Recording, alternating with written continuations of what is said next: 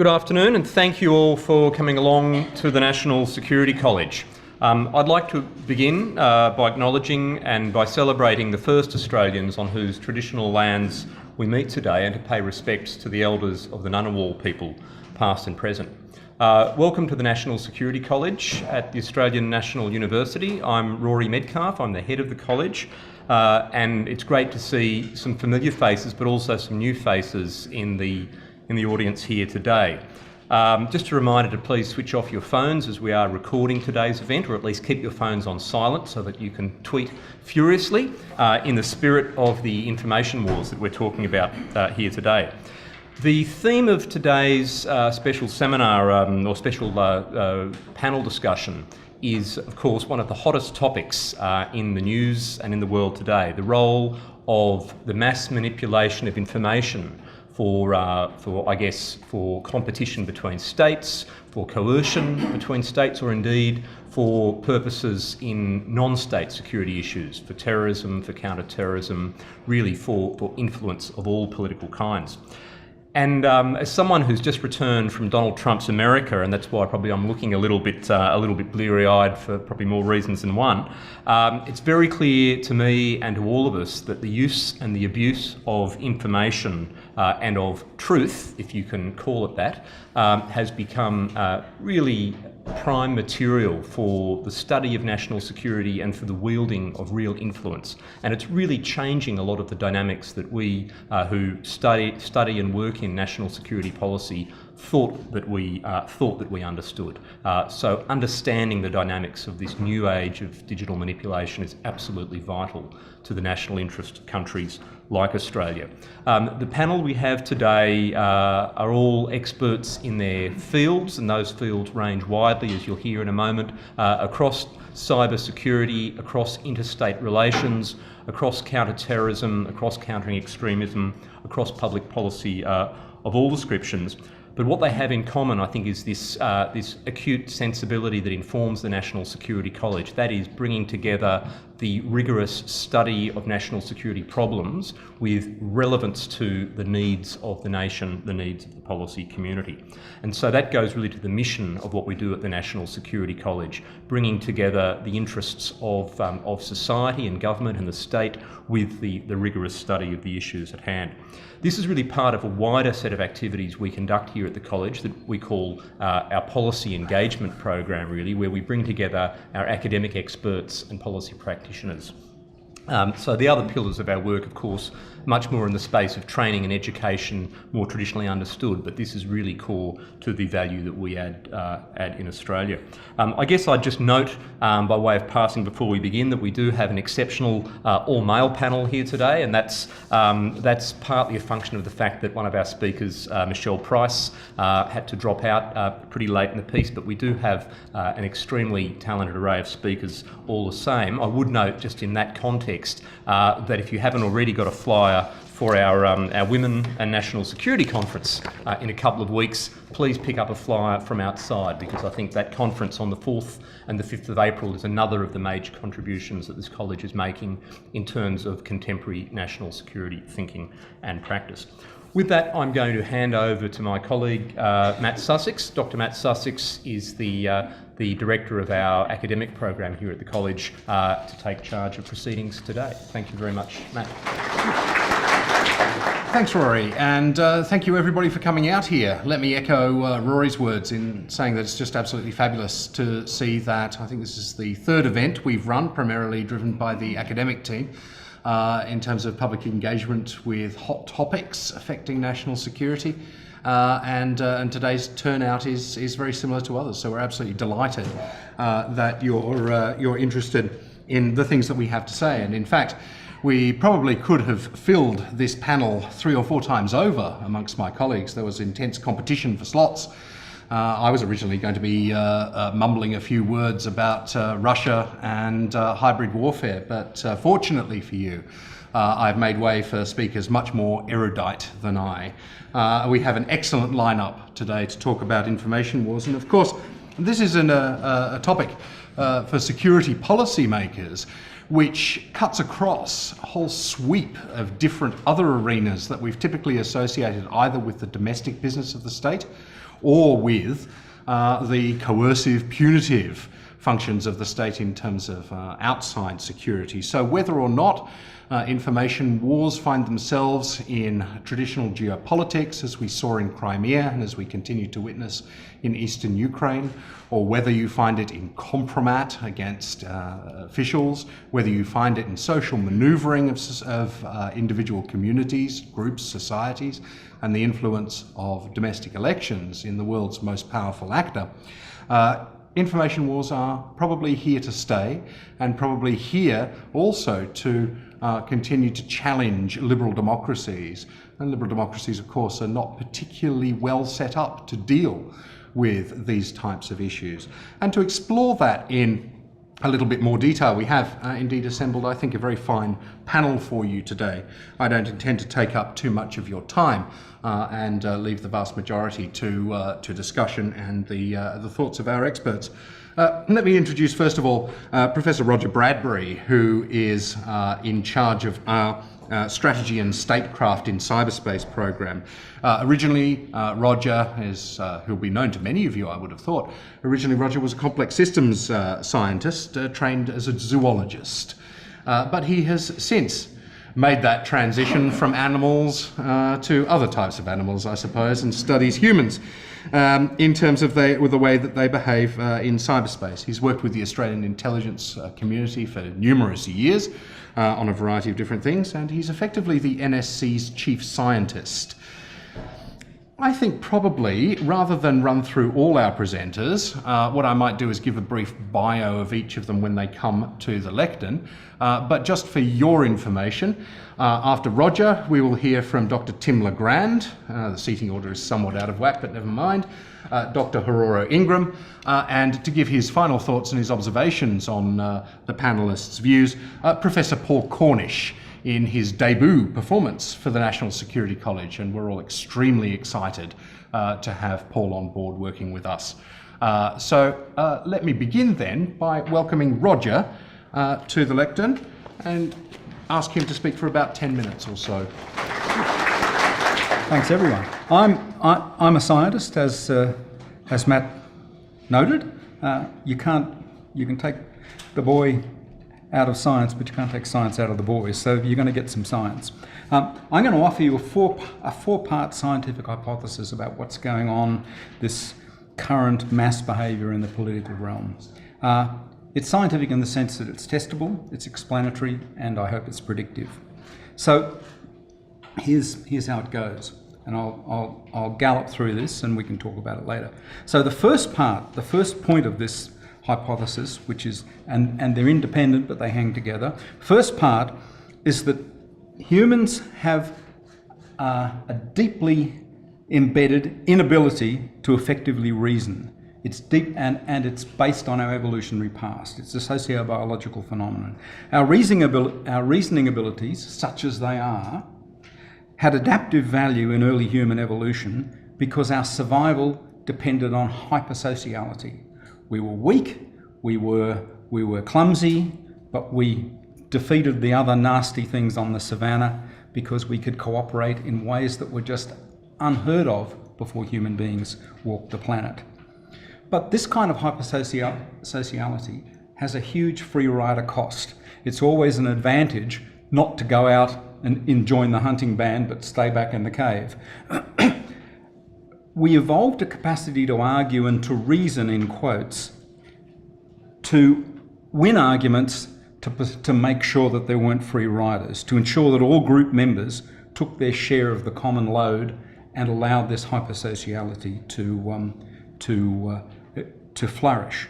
So it's rhetoric rather than logic, and rhetoric trumps logic, as we've seen in Parliament all the time. So,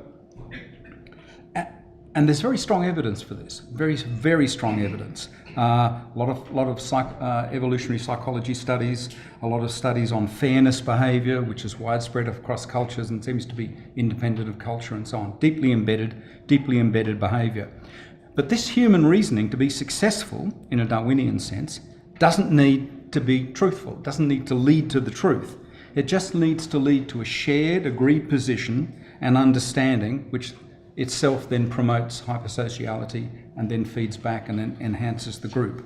So that's the phenomenon, the base phenomenon that we're dealing with. Well, how did that play out from prehistoric times through to the present? What happened, I think, over the period of history is that elites captured this process over the last few thousand years and used it ultimately to create the nation state.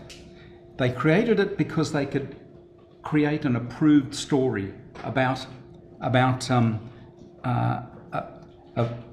whatever the current situation was. We'll all remember First World War. All the states had an approved story about why they were in the war, and all said, Gott mit uns, God is with us. Logically, that's dumb, but it worked as an approved story. It worked to increase the hypersociality, and it worked at the state level.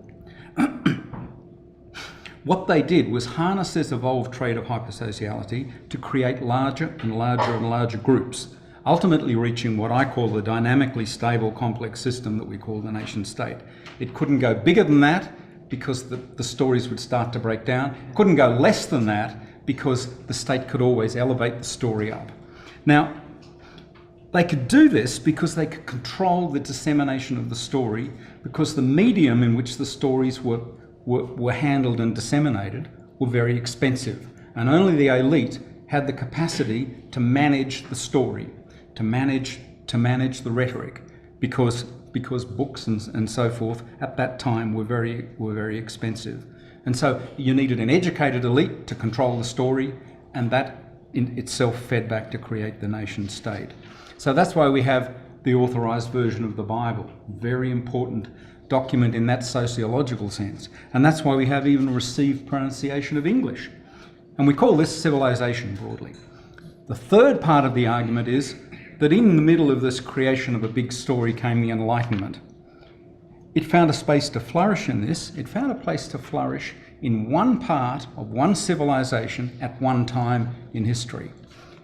It was harassed and harried because it wasn't part of the main story, from Galileo to Darwin, but it survived. It survived because it was useful to the elite, not because there was a space for truth, for organisation, but the broader story just continued. So it could coexist, the Enlightenment could coexist when there was a single dominant other story in which it could sort of become a symbiont or a parasite to. Darwin wisely kept his views about the human dimension of evolution under a fig leaf because it would have ruined the story. Galileo wisely recanted his heliocentric heresy in order to allow the flourishing of truth in this little side pocket. So now we come to the last part of my story. The fourth part of this argument says that the emergence of cyberspace as an authentic new domain, come to my lectures and I'll tell you more about that, an authentic new domain of human activity, it breaks the nexus between the elite and the story. The emergence of cyberspace has broken this model of elite capture, because now, once again, groups of any size can create their own stories. And they can close them off by confirmation bias because human beings are not reasonable. So you can get this, just as nation-sized lumps once closed off the stories, any size group can now control the story. Groups can fuse and split arbitrarily at all scales because the cost of disseminating the story is now negligible, and every splintering group can have its own authorized version of its own Bible. So the conclusion from this is that, firstly, none of this speaks about truth. I'm not saying this is good or bad, I'm saying this is what is. Except perhaps the existence of the Enlightenment, which was this funny little attempt at getting to having an algorithm that creates truth. We're seeing a secular change in the world system as a result of the emergence of cyberspace. And it's a greater change in the world system than the Enlightenment itself. And because the Enlightenment only affected a small bit of the world, one bit of a civilization in one part of the world. So as such, there's no, as the title suggests, there's no real manipulation going on here as such by individuals or groups. There's no conspiracy. There's rather just a deep shift in the dynamics of the world system, or the human bit of it. And we're seeing the emergence of arbitrarily sized and often ephemeral and sometimes persistent groups, rather than the steady equilibrial forcing of groups to conform to the story and the view of a nation state. We're seeing the unshackling of the very small Enlightenment group from the dominant elite group. The Enlightenment group that liked the stuff that we talk about was a symbiote or a parasite on the former elite group. It was tucked away safely and survived. Instead of it being a tolerated parasite of a single dominant story of whatever civilization it was in, it's now, the Enlightenment part, is just one story amongst a competing smattering of noisy stories that are coming and going, and so has no privilege over any of them. So it may turn out that the Enlightenment itself was but a minor detour in the evolution of the species. They're my comments.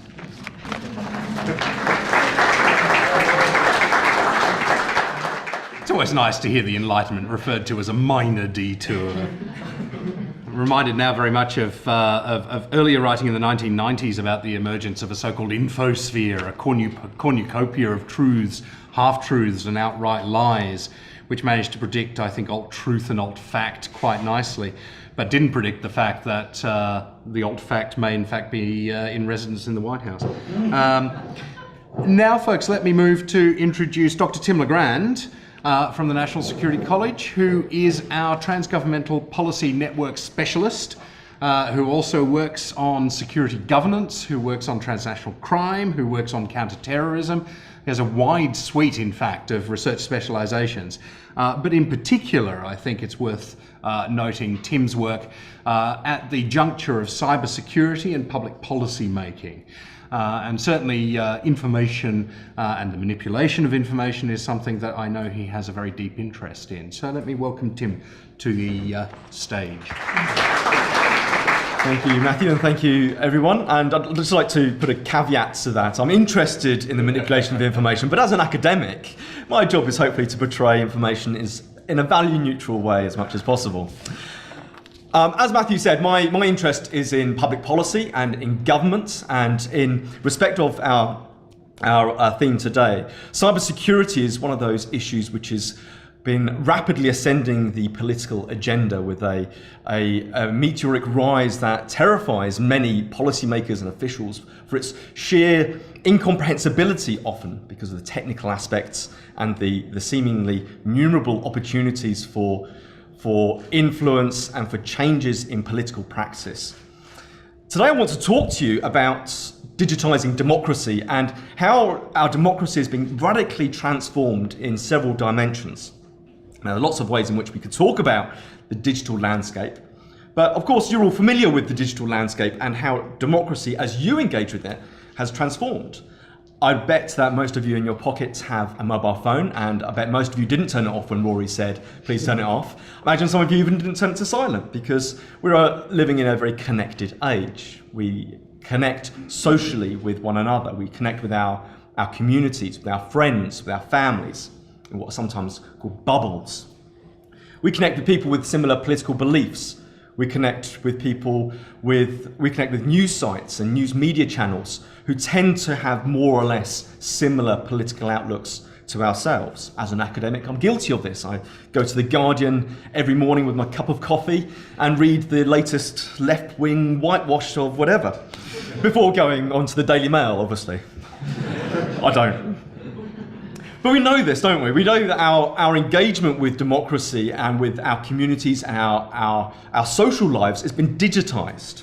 And not just in the way in which we consume and understand the world, but in terms of the way in which we communicate with that world. So some of you in here will be on Facebook, some of you will be on Twitter, Instagram, or any number of other social media networks. Your voice now is amplified to a magnitude never previously accessible to any political figure in the past X million years.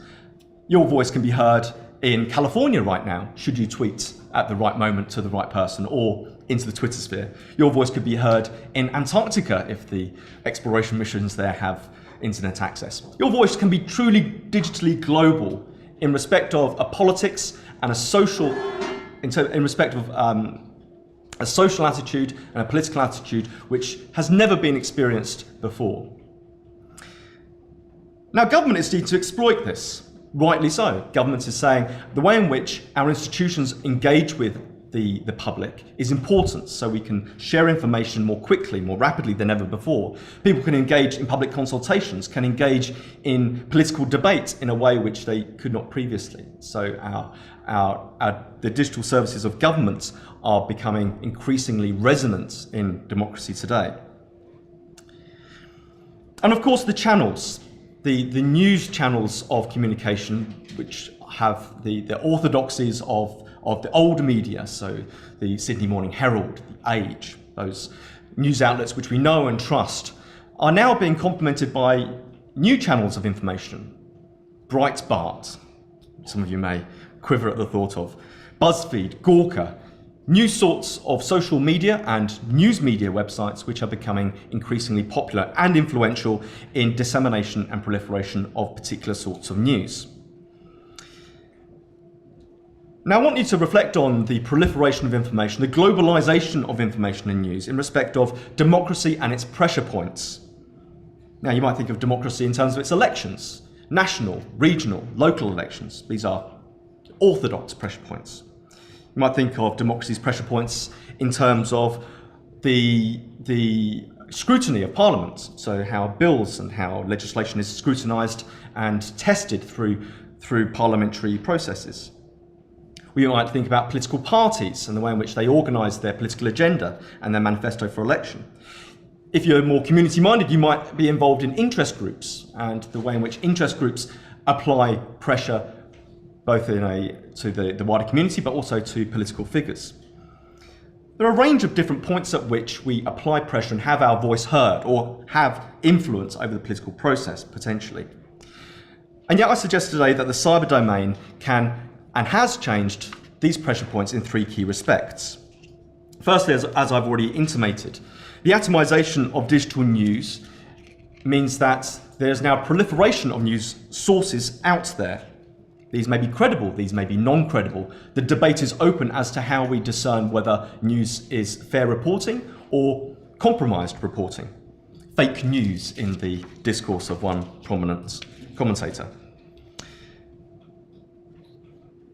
Such news is easily compromised through digital techniques. What are called botnets are often used to promote particular news stories. Botnets are computer programs which exist virtually and can be used and manipulated by a single point of origin to promote particular news stories, or through Facebook, through Twitter, or other social media. In other words, the algorithms through which we select our news stories are subject to manipulation. Now, this leads to the shaping of the news agenda to either promote certain individuals or discriminate against certain individuals. Hillary Clinton, during the recent presidential campaign, was accused of running a child sex ring out of a pizza shop. Again, a piece of news which had no basis in reality, but yet took traction through its promotion online on social media. And we know that the use of fake or planted or even leaked news stories can attack the credibility of figures seeking election.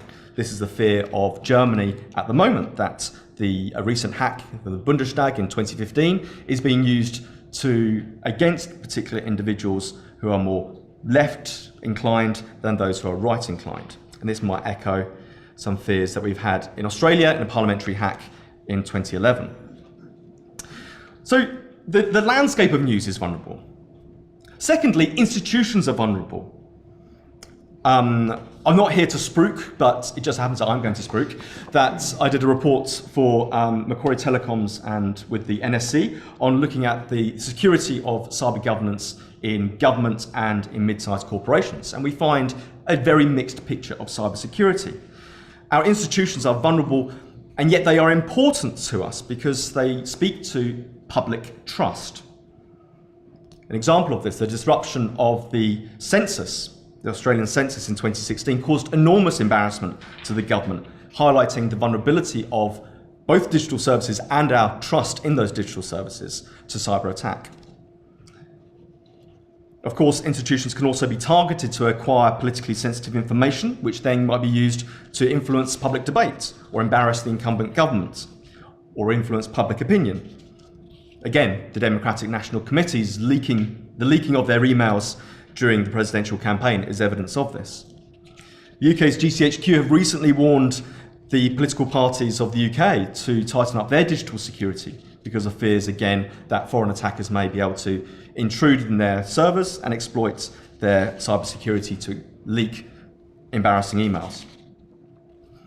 Something that's not necessarily mentioned very often, but law firms have a role in this as well. The protection of their clients' data and security goes to a lot of the litigation processes in courts in Australia, but also overseas.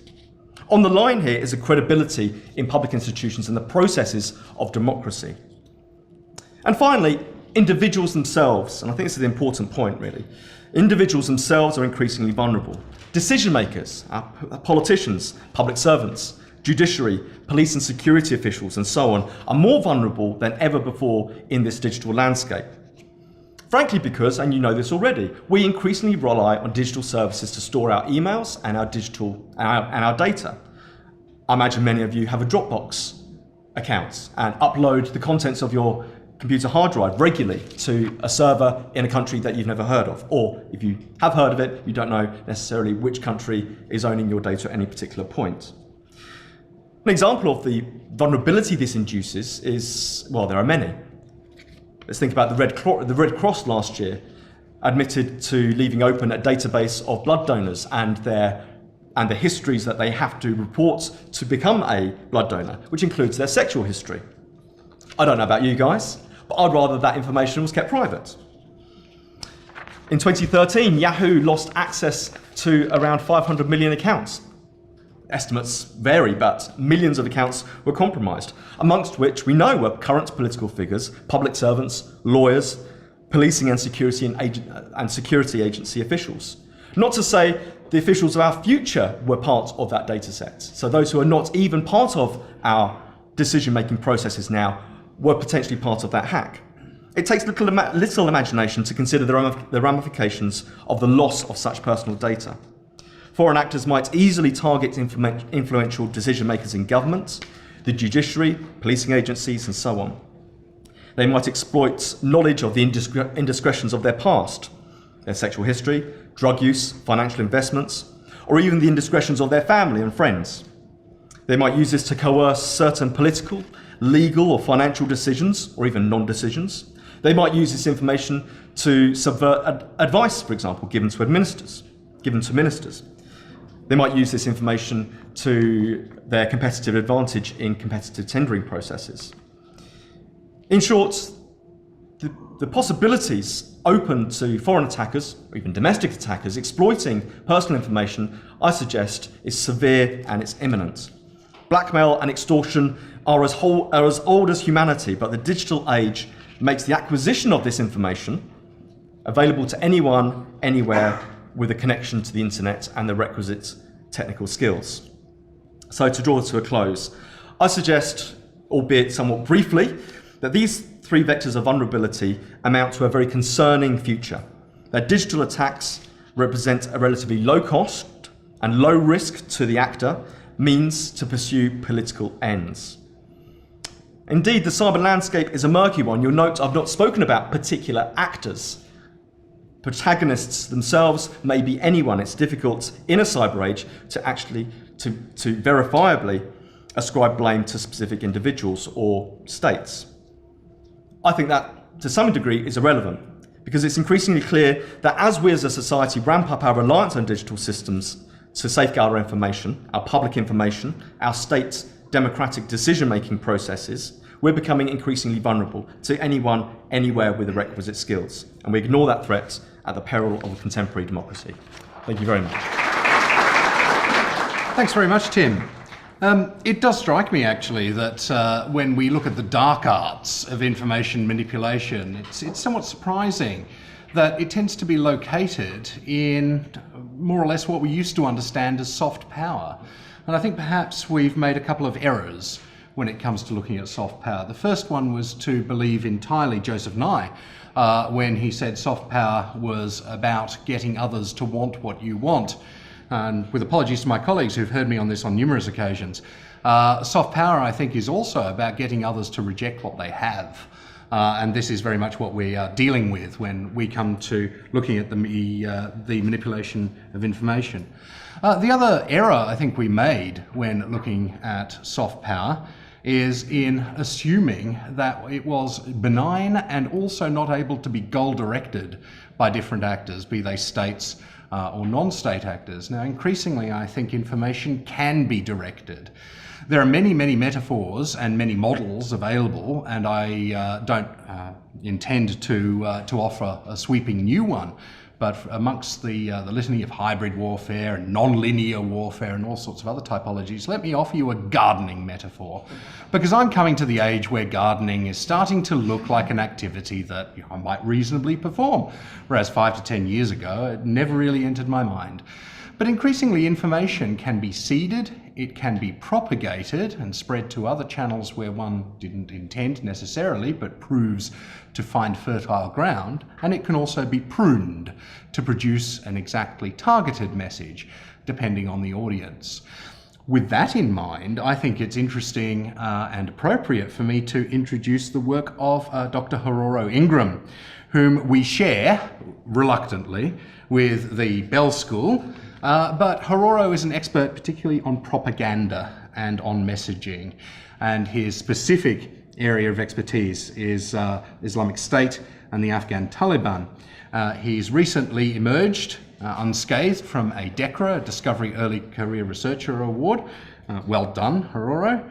And he's working increasingly now with primary source materials, I beg your pardon, during his fieldwork in South Asia and also Southeast Asia as well, and the Middle East. So he is very much an expert on propaganda and messaging, and let me invite him to the podium to give his thoughts. Hororo.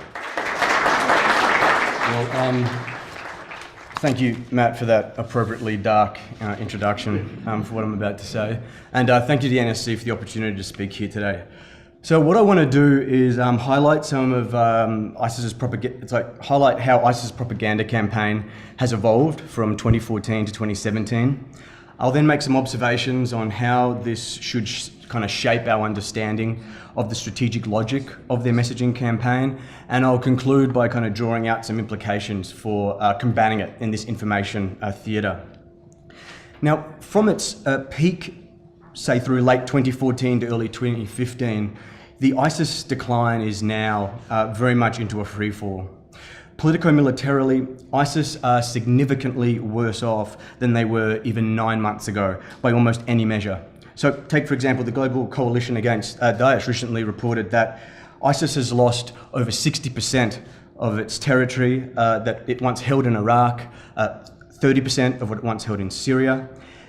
And this represents more than just a territorial loss, because it also means the freeing of millions of people in these areas who were formerly under varying degrees of its control. Now, ISIS generates much of its finances and, of course, its manpower from these local populations. So this is more than just a great humanitarian achievement. Of course, the war itself is inflicting crippling losses to ISIS's personnel and resources. Meanwhile, the foreign fighter numbers and foreign support in its various manifestations have plummeted compared to earlier peaks. Most painfully for the group, I suspect, has been the killing of key leaders. Movements like ISIS are designed organisationally and strategically to deal with loss. It's part of the business. But brilliant strategists, pivotal hubs in tribal and logistical networks, powerful symbols, kind of symbolic figures, they have been crucial to ISIS's rise during periods of boom, vital to their survival in periods of bust. And so such losses really hurt this group. Now, while these politico-military indicators are great, I would argue that the clear decline of ISIS's propaganda machine, particularly in the last few months, is most heartening, particularly for me and many others who have closely followed this group. Sure, ISIS's propaganda output as a quantitative measure has been well down from its 2015 peak for some time now. While there is a quality to quantity, the strategic downsizing and streamlining of ISIS's propaganda campaign in late 2016 did not necessarily mean a less potent ISIS propaganda effort. There was a very, very real potential for the opposite to be true. That this strategic shift, that this strategic downsizing and streamlining would actually result in a more potent propaganda machine. And I think that this shift was really encapsulated in about September with the release of Ramir magazine, which replaced a kind of a suite of multilingual magazines such as Darbuk in English, Darul Islam in French, Constantinople for Turkish speakers. And for a couple of months, I think there were many analysts who felt that perhaps ISIS was pulling this streamlining off.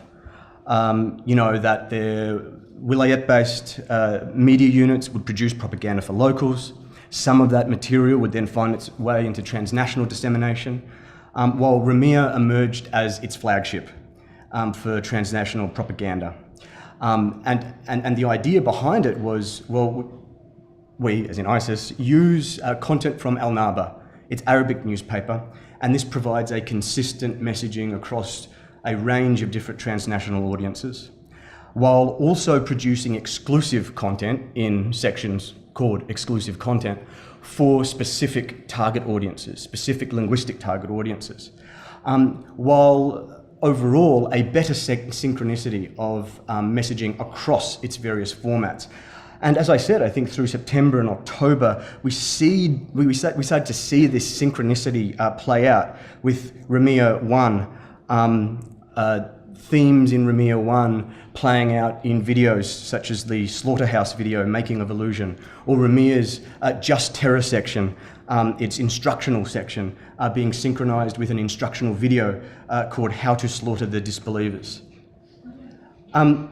But this synchronicity, this streamlining strategy did not last long. War is affecting ISIS's local propaganda efforts, while Ramir has stumbled through its last 2 or 3 issues with error-filled translated material, diminishing and weak exclusive content, comparatively poor synchronicity across formats, and much less prominent instructional material being released by its official outlets, the slack of which has been picked up by some unofficial forums, but nevertheless, these trends are significant. And furthermore, given the central importance this group places on propaganda in its strategy, these trends are all very telling, a significant barometer of the depth of ISIS's decline. While there is no doubt that efforts to disrupt ISIS's online networks have significantly impacted its reach in the online world, while cyber efforts targeting Ramir have taken its toll on the quality of the material being produced, I'm most interested in the decline of the content, the quality of its propaganda as an instrument to shape the perceptions and polarize the support of friends, foes, and neutrals. That steep decline in quality has occurred for a range of reasons, but 2 are particularly significant. First, the loss of key propagandists, most notably Abu Muhammad al-Fakan, also referred to as Dr. Wael al-Fayed, and Abu Muhammad al-Adnani. And these losses must have been huge for the organisation. This is a group, as my colleague from the US Naval War College, Dr. Craig Whiteside, reminds us, this is a group that puts its best and brightest into propaganda roles. Losing the equivalent of Steve Jobs after the second iPhone would have hurt Apple, and the equivalent has hurt ISIS, except they lost the equivalent of 2, if the value of al-Fakan and al-Adnani is in fact accurate. Of course, something else has been going on that has helped to diminish the quality of ISIS propaganda, and it's rooted in the trends I opened with this afternoon. ISIS's politico-military decline. Contrast the content of ISIS messaging now with 2014-15. In 2014-15, ISIS messaging was dominated by narratives and imagery promoting what Bernard Faure would call its competitive system of control, its politico-military strength compared to its enemies. And it did this using what would be described as rational choice appeals in its messaging, something that I'm sure seems quite weird for people to hear, that ISIS messaging is dominated by rational choice appeals. But it was. To local and regional audiences, ISIS messaging prioritised these rational choice appeals that asked target audiences to consider ISIS in contrast with alternatives. They know what perhaps we in counterterrorism and counterinsurgency too often forget, that you don't need to be perfect in asymmetric warfare, you just need to be better than your opposition. Look at Darbeek during this same period, the English language magazine. Targeting transnational audiences well away from its areas of control, ISIS nonetheless wove together these rational choice appeals with what we'd call identity choice appeals, messaging that asked supporters to think and act because of who they are, in this case as Sunni Muslims. Slick production had a small part to play, but much of the potency of ISIS messaging to appeal to audiences during this period arguably lies in this interweaving of rational and identity choice appeals, that thus aligning very powerful decision-making processes in their audiences.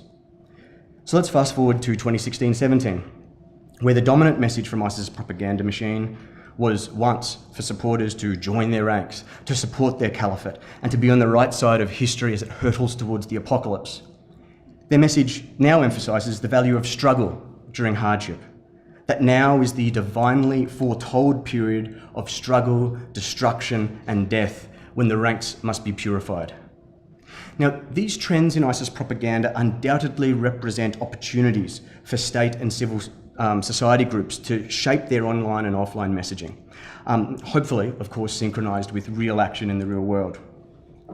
But my fear is that ISIS, well and truly on the ropes, that a combination of short-sightedness and wishful thinking may limit these efforts reaching their full potential. Worse still, that ISIS's decline is so apparent that complacency kicks in. An attitude of the caliphate has crumbled, your apocalypse didn't come, what more is there to say?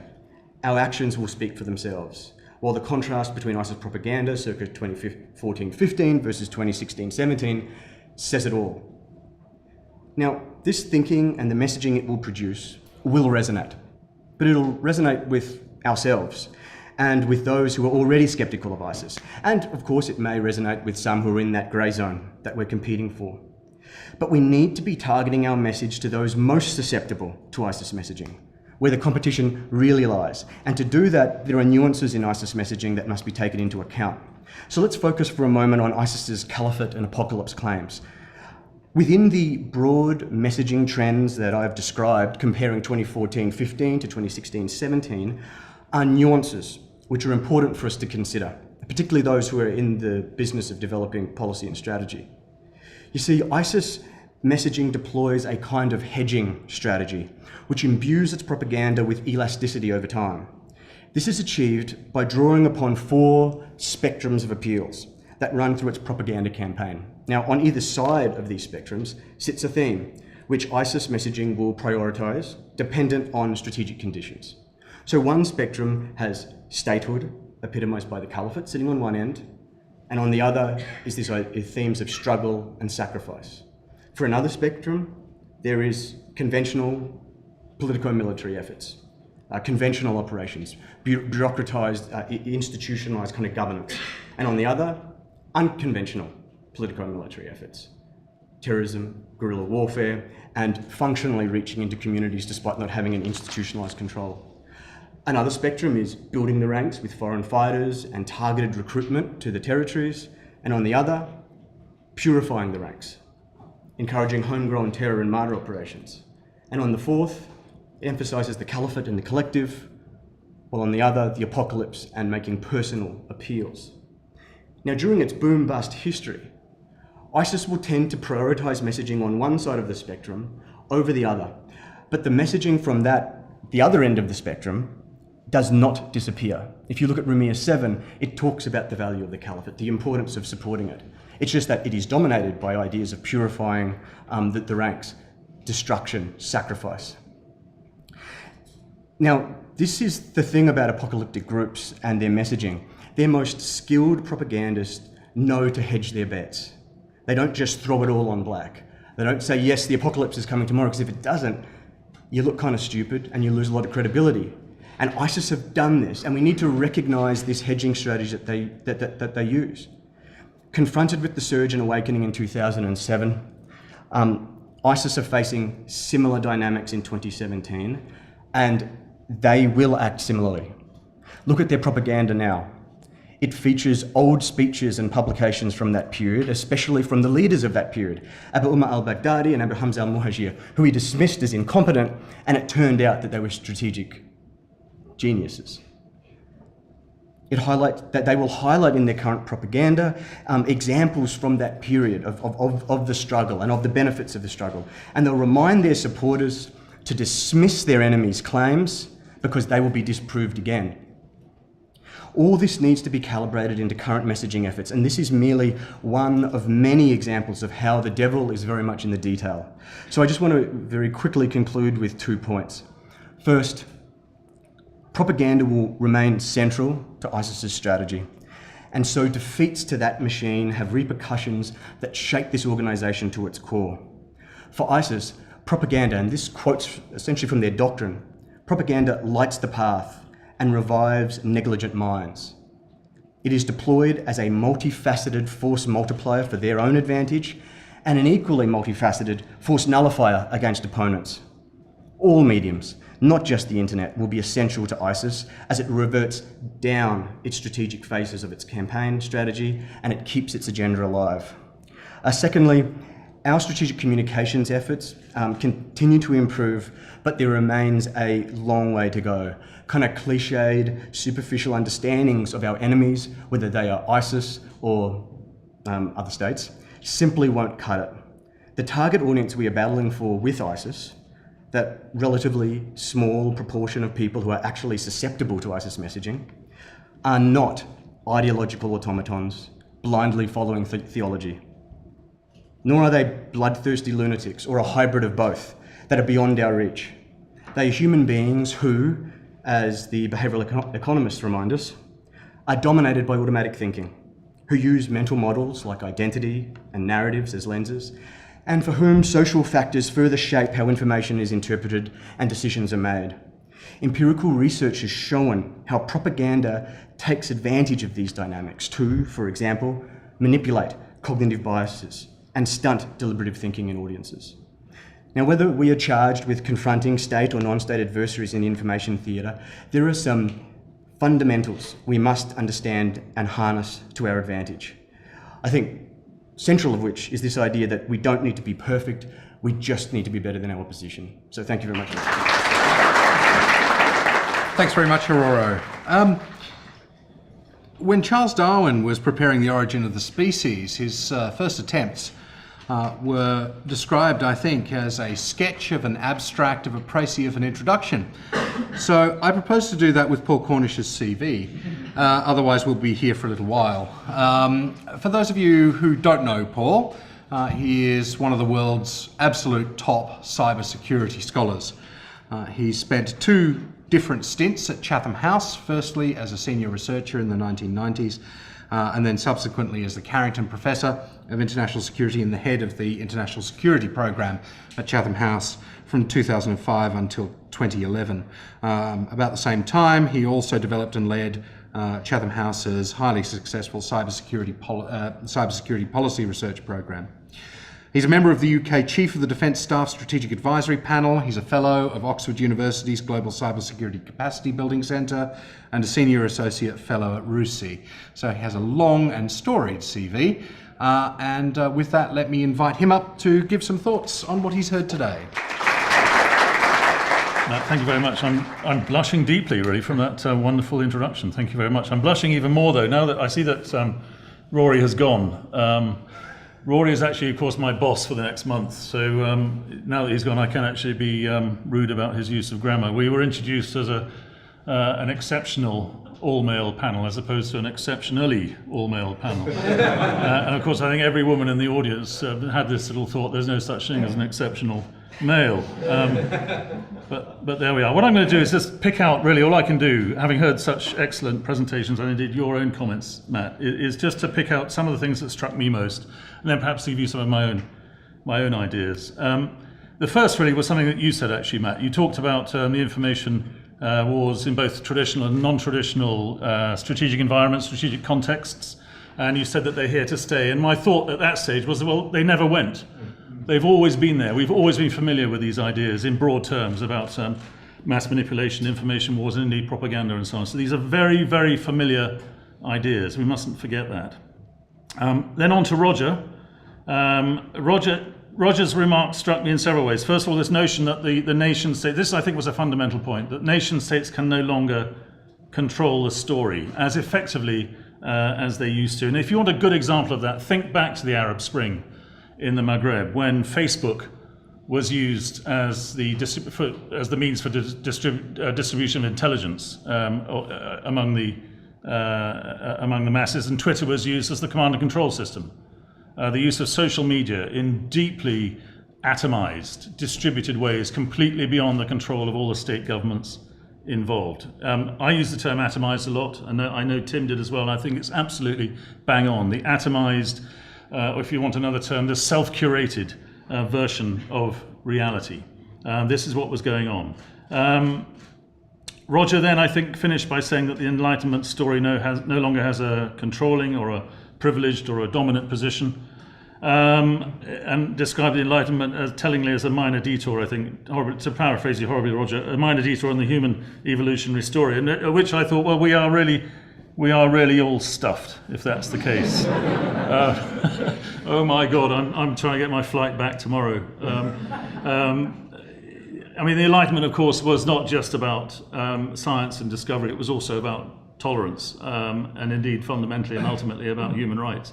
So heavens above, we can't lose sight of that. On to Tim's remarks. Very tellingly, very strikingly, I liked, Tim, what you said about the proliferation and the globalization of news. This is, I mean, you used a term that we're all very familiar with from the weapons of mass destruction dialogues over the past decade, something I worked on a lot during the Cold War.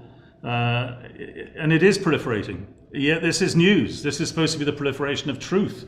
This is supposed to be the great cosmopolitan liberal experiment in revealing to all of us the truths about everything. It's supposed to have been a really good idea. And I think we're all having second thoughts. You talked about the new pressure points on democracies, atomized news again.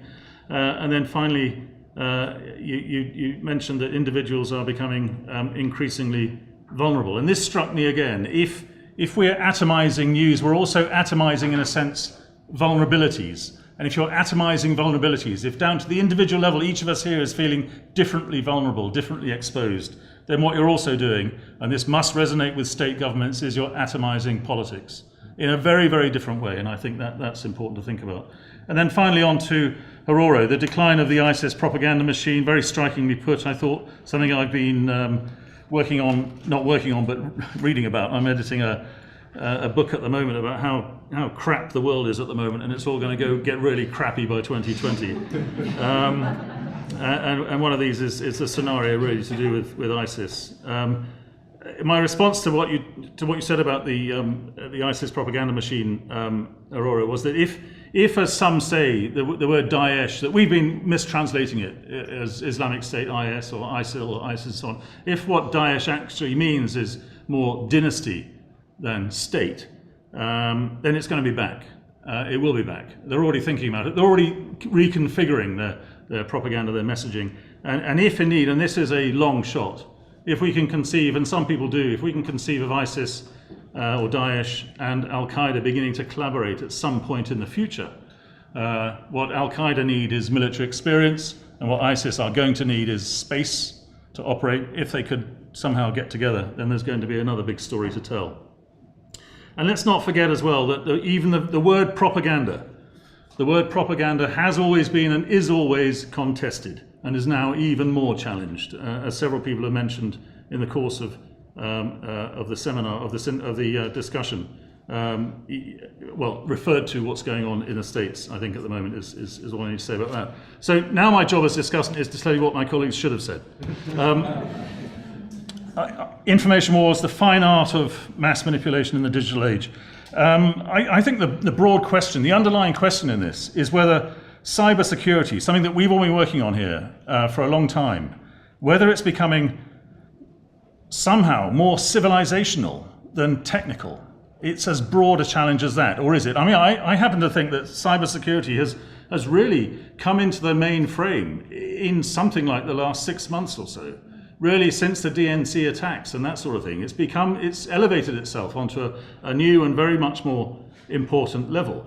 I think the problem of cybersecurity, and I've always thought this, I think I used this model when I was speaking here last, about a year ago. I like to think of it not just in terms of the zero-day problem that we've heard about, the problem of an attack, an exploit that just happens with no warning, but also the zero-source attack. We have no idea where it came from, and the zero-intent attack. No idea what it's for. What do they stand to gain? So let me just go through those very quickly. The immediacy problem, as I call it, the zero-day attack. How much warning can we expect? Do we need? How do you know when an information war has begun? What on earth does this thing look like? When did it begin? We know what happens when a proper war begins. Something goes bang. What happens in an information war? And how do you know, importantly, when the information war has ended and truth has reasserted itself? All of those problems, all of those questions, I think, require intelligence from trusted sources. I was speaking at a conference in Leankollen in Oslo a few weeks ago, and I, at some point in my remarks, I said that what NATO needs is British intelligence, and I got an enormous guffaw from the audience. But anyway, we all need intelligence from these trusted sources. Where are these trusted sources? There's also a requirement for intelligence sharing, but with whom? Who can be trusted? Who in the Republican Party in the US trusts the UK's government communication headquarters at the moment? Agency, the zero source problem. Who or what is conducting information wars or mass manipulation? We're familiar with problems of ambiguity and plausible deniability. All these are very familiar problems. But what we're seeing more and more is the blurring of agency boundaries. We've got the individual criminal, the corporate criminal, the state corporate criminal. Jim Lewis, a US academic in CSIS in Washington, who was very certain he was going to have a very big job in the Clinton administration. In Boston about a week ago, there's shell shock in the US among the wannabe Democratic administration is huge, and it's going to last for 4 years. They're just deeply shocked. Anyway, he said this: the Slovakia, the security establishment, I'm sorry, I pronounced it horribly badly. The Slovakia and criminal gangs in Russia, he wrote, are so tightly integrated that in some areas it's seamless. And he made a key point that this seamless network is shifting from domestic to foreign policy. And now we have state-sponsored privateering. If you want to find a big event in the last few weeks, look no further than the 15th of March 2017 indictment by the US of 4 Russians for the Yahoo attack. Big event, probably bigger than the US indictment and naming of the People's Liberation Army, the Chinese officials, a couple of years ago. So what next? Well, maybe we're going to see autonomous individuals acting on behalf of states with it's kind of distributed Al-Qaeda style of command structure. Nobody needs to give orders, nobody needs to tell anybody anything. You just do it because you know it's right and you're acting on behalf of a big message. And then finally, motive, the zero intent problem. We need to know what the adversary wants to achieve and how badly he or she wants to achieve it. Otherwise, it's difficult, if not impossible, for us to make a proportionate response. So my sense is, with that structure of 0 day, 0 source and 0 intent, that this is more a problem, not so much of mass manipulation, as a problem of elite ignorance. What's the effect of this? Well, as I said at the beginning, mass manipulation, information warfare, what's new? Same old. Do they actually matter very much? And it's not a very fine art in any case. I think the speed and the scope and the volume of information transfer at one level make old things, for example, breaches of sovereignty, breaches of borders. They make these more possible, but in different ways.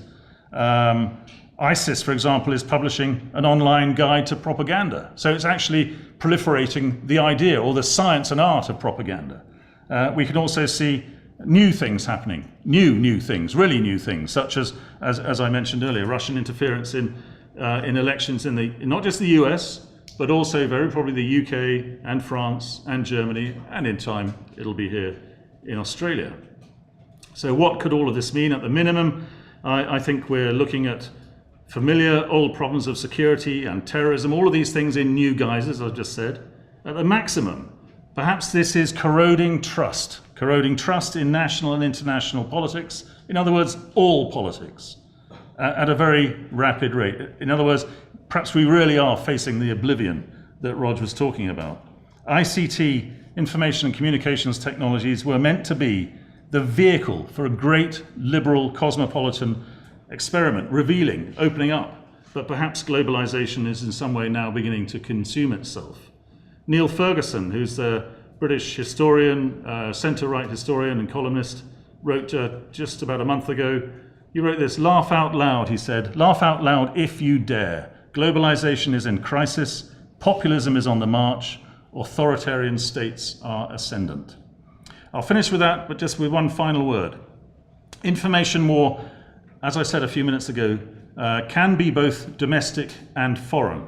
If you want a sense of how complicated this is becoming, just think that the Chinese government actually is now coming out and saying it would probably prefer social media in China to be uncensored and uncontrolled, completely open like it is in the West. Why? Because it allows the Chinese government to really get a grip on what is going on.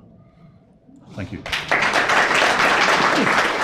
Hi, Chris Farnham, National Security College. I just wanted to talk about the most recent and well-known version of propaganda and information wars is obviously the recent US election and the idea of fake news. We saw a lot of this news that was being generated wasn't actually generated by the Republican parties and by the actual political actors. They were created by individuals and then propagated by other individuals in Eastern European countries that were doing it to raise advertising revenue. They were non-political actors. And a result of this idea of fake news is that we're now seeing organisations like Google and Facebook controlling fake news and vetting the news that is on their websites. And there's even talk that in part of high school curriculums, students are going to be taught how to identify fake news. Does that mean that we're going to be seeing a shift in the way that the new form of propaganda is created and used? Or are we just seeing the controls of information handed over to new actors? I think that's probably one for Tim in the first instance, and then sure. We'd like to go. Is this working? It is. Thank you very much for the... I wouldn't call that a Dorothy Dix, I'd be hoping that a colleague would ask me a nice easy one to start with, but that's all right. Look, I think absolutely the way in which propaganda, if that's what we want to call it, is the way it operates and is used and deployed now is absolutely going to change as technologies change. So it's not just the content. I mean, I think this is an important point that it is important that we produce amongst young children and young adults, everyone, critical thinking about not necessarily taking literally or taking at face value the news that is given to us. I think that is important. But it's not just about the content of news. I think it's actually the way in which it's structured and disseminated, which is changing. And so it's not just the interpretation of particular news stories, it's the fact of some news stories being elevated above others. So it's a structuring of an agenda, I think, that's becoming embedded in contemporary propaganda or contemporary models of influence. So it's the manipulation of Google's algorithms, for example, to put in place particular search items in autocomplete, which some of you may know of. You know, you start typing into the Google search bar and some suggestions drop out of that as an algorithm. Now that's something that can be manipulated. I mean, that's quite a base example, but a lot of the news collation websites like Google, like Yahoo, operate on those algorithms and select and privilege particular forms of information which seem to be popular at the time. And they can be gamed, they can be manipulated.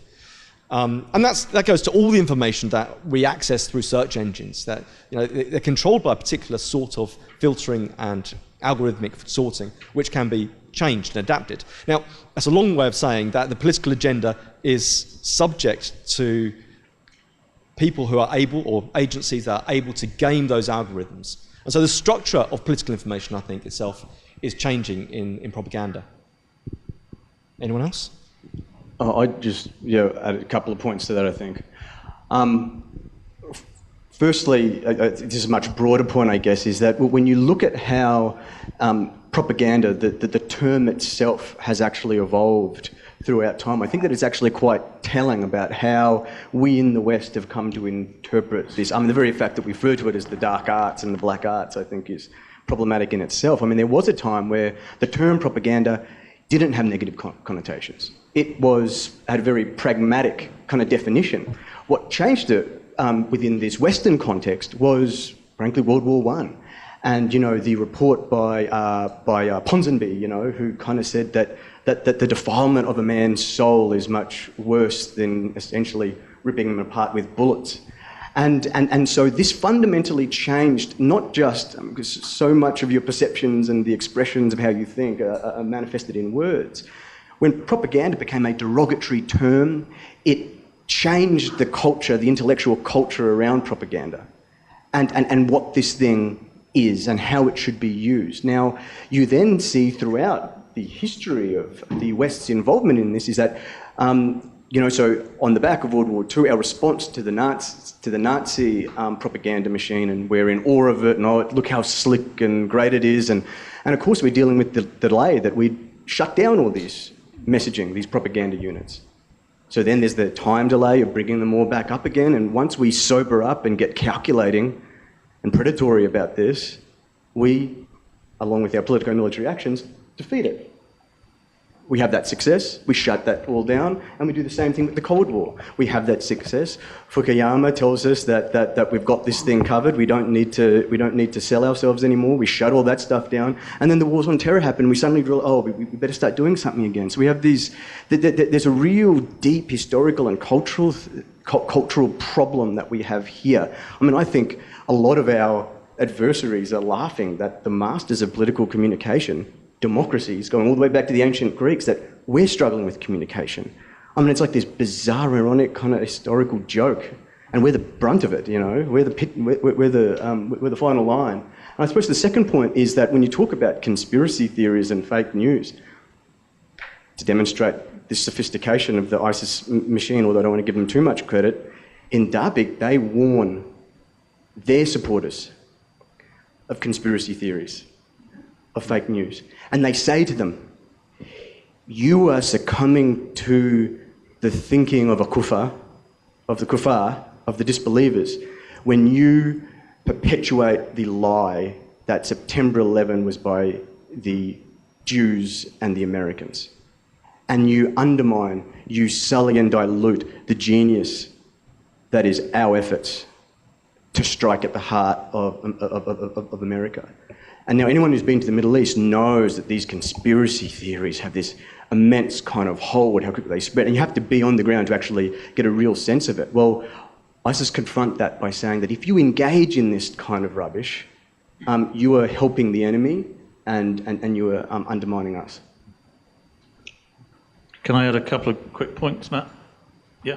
Yeah. Sorry, I'm just looking around the room. Sorry, very quickly. I think it's a great question, Chris, and it struck me that I mean, there is this wonderful irony at the moment that Donald Trump is castigating everybody, really, for all these the leaks from the White House to the New York Times, and in almost the same breath, he describes the New York Times in the most unflattering terms and says that everything they produce is fake.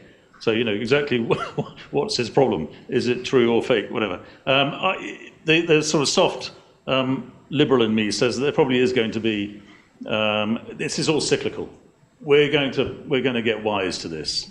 There is going to be a Darwinist culling of all these charlatans, and it will happen at some point. I don't know when. But what I think we can do with children, you know, very young children, from the start, really, and certainly with university students, is just to impress upon them something that everybody in this room knows, you know, intuitively, that actually you don't just trust the first thing you read. You go for the second source and even the third source. What every good journalist does, they don't just pick up one story and then repeat it. They actually investigate and they check their sources. So I'm not suggesting we need to teach young people to mistrust everything they come across and to abandon the hope there might be something that could approximate roughly to something like truth.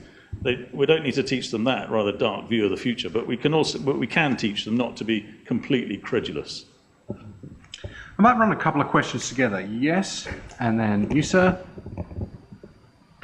G'day, Nick Stewart from the Canberra Times. Arguably, you can decide whether that's a fake news institution yourself. Thanks for 4 excellent speeches. I was wondering, we've looked at various defensive techniques, for example, closing down the Google and trying to alter the algorithms. I'm wondering whether or not some of the tech geniuses who've started these companies actually desire to do that anyway. But is there also a need to actually engage in offensive strategies by instead reinforcing the Enlightenment project by saying that we need to reinforce the BBC or the ABC, other organisations to purvey supposedly quality journalism such as that? And then you, sir. Hello, David Goyne. Look, this is something that I'm following on from what Paul said and then Hararo as well. It strikes me that the world is being subject to 3 forces at the moment. Technology, probably part of this, an enabler. Connectivity, which is a very big enabler. But the third one is political disillusionment. And the trouble is that political disillusionment has made people vulnerable to this. In other words, if we had a greater faith in our own politicians, our own systems, we would be more immune to this. What can we do to rebuild that immunity? It, to me, is the question. So, offensive cyber. Roger, do you want to take that one first? Okay, look, I'll try and pick up flavour of both those very interesting questions. I think we've got to be very careful to separate out the broad phenomenon that's going on here from what you might call the epiphenomena. Of course, the epiphenomena are that people are going to exploit these changes that are occurring in the world.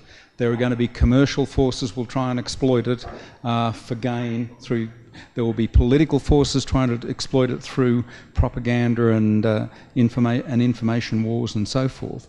But the underlying change that's going on is this issue that we are pre-programmed through evolution to believe what our group believes. That we've got a bias to the group belief, and that's been well established.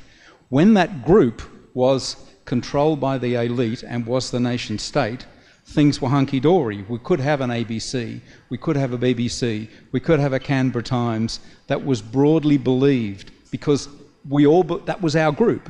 Now that the groups are becoming of arbitrary size, splitting and forming and at all scales, that issue of what's my group and therefore what do I believe in also suffers. And I think this is going to go to your group. It's not so much disillusionment, it's just that there are multiple versions of anything that is occurring in the world simultaneously in play, and the group that you think you're in is the one that you would have a bias to believing.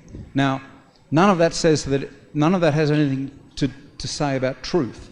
The Enlightenment project has a lot to say about truth, and the Enlightenment project, as I said, was grafted on to the nation-state group for a period of civilization. But that's breaking down now too.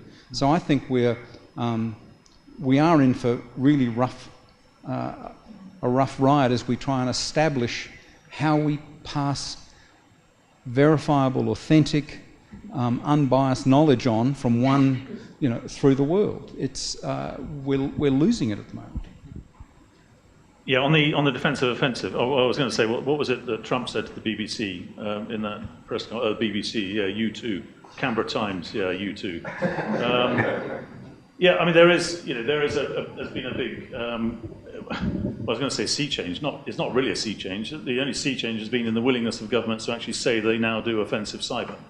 And also to say that if it gets to that point, then we might even react in kinetic ways. In other words, we might actually use military force in response to an attack. So there's been a really significant ramping up of the rhetoric, but not just the rhetoric. Certainly in the UK, there is now more money going into real offensive cyber. Being British, we don't like to call it offensive cyber. Instead, we call it active cyber defence.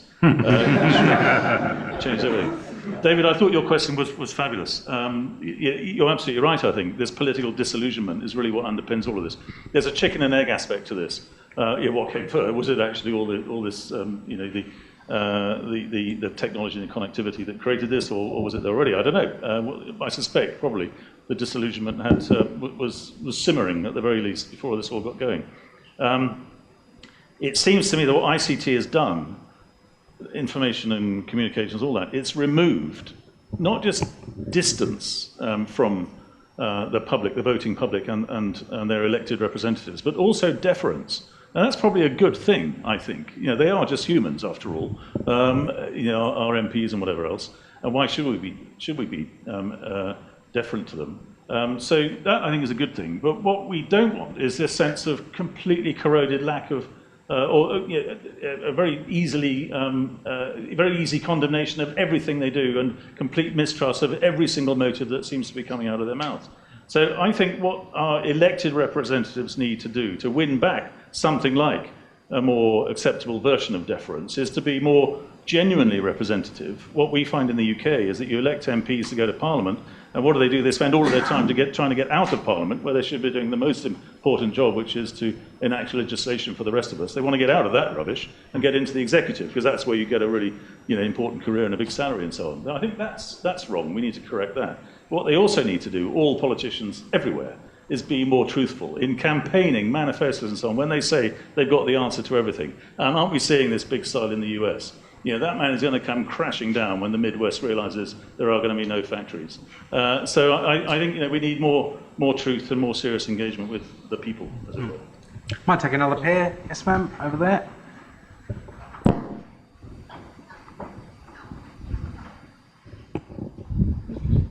Hi, so thank you very much for your speeches. They were all really interesting, actually. I really enjoyed that.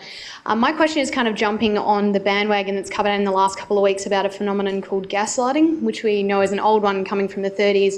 It's come up again in the relationship with Donald Trump and how he's actually relating with the news media. My question is, with the availability of information in the sphere in which we live in, do you still believe a phenomenon like gaslighting can be propagated the way it was back in the 1940s, or is the availability of information and all the difference in the small groups and their different stories, will that prevent that kind of phenomenon from taking hold? Andrew McBride, I'm an alumni of the Master's Program of the National Security College.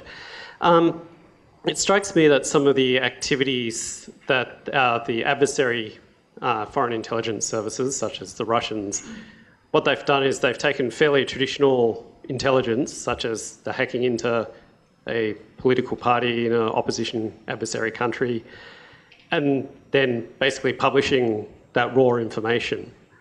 I just wanted your view on how that kind of fits in with, I guess, the accepted norms of behaviour in cyberspace. I'll speak to the first question on gaslighting and the suggestions of, you know, this is the dropping of new implications of new allegations and suggesting them as probables, yeah, as potential. This is something that you should think about, public, as a suggestion. It's not me saying this. That's someone else has said and suggested this, and perhaps someone should go and determine the truth of that. I think this question of sort of dropping in allegations and news stories as allegations dressed up as news, I think it goes to a loss of accountability. You know, I don't want to say back in the day, but back in the day, accountability was something that could be acquired by having a strong history of being seen as someone who's truthful. So journalists, you know, their stock in trade was being truthful. And the accountability of whether or not their story stood up was that they kept their job or lost their job. Publicly, if you were to make an allegation against somebody, we had a court which again sought out defamation and libel. I mean, increasingly, with news sources now being atomised, as we've spoken about, and with information being globalised, the accountability of any sort of implication or new implied stories is lost, because Donald Trump can say something about a politician overseas, and there's no accountability there for him because it's just a suggestion. I could make an allegation about a politician in the UK, but because, you know, I'm in Australia, they're hardly likely to take me to court in the UK. The fact that we have an atomised news media or news sources means that actually accountability for the suggestions that people put up as alternative stories is gone. I think that's what at the core of this problem is. That question is there's no possibility of loss for some individuals. That there's no reputation on the line, and the fact that the internet and the way in which social media operates means that you can prosecute particular stories with very few repercussions for you personally. I think that's the new element to this, which is one of the most concerning parts. If anybody else wants to comment on gaslighting before. I suppose, going to your question on norms in cyberspace, if you want to make the comparisons people often do with deterrence, nuclear deterrence, before you had norms, you had deterrence in terms of weapons of mass destruction. I don't think we're there yet, at the point where we have cyber deterrence in terms of information. It very much favours the offensive. Now, whereas in the nuclear age, the risks of physical harms, the pure kinetic destructive capacity of nuclear weapons, was a very strong check against their first use. I don't think you have a first use problem when it comes to information, but others might have other thoughts. Paul? Yeah, thank you. I'm not actually sure what gaslighting is, I'm afraid. Is it a sort of truth microcosm type of idea? Or what is it? Oh, sorry. So it's meant to be defined as the obfuscation of true news by putting out misinformation. So I meant it in terms of, I read a really interesting article by Al Jazeera News the other day that talked about how Donald Trump's actually using Twitter and the obfuscation of the news and coming across as a buffoon, essentially, to actually hide the fact that, for example, he's put 2,000 bills towards Congress and Parliament. So he's actually, many believe, using that to take away from what he's actually doing under the helm, which has been compared to people like Hitler and things like that, who are using that news to hide their truth and things. I thought it was also that when you're propagating gaslight, you undermine people's confidence in their own assessment. Yeah. You can do it because you've got the power. So it's a misuse of power that compromises people's own ability to make a judgment. Yeah. Comes from the film called Gaslight. Right. Yeah. Okay, I better watch that on the way back. Right. Okay, well, in that case, I'll turn to the second question.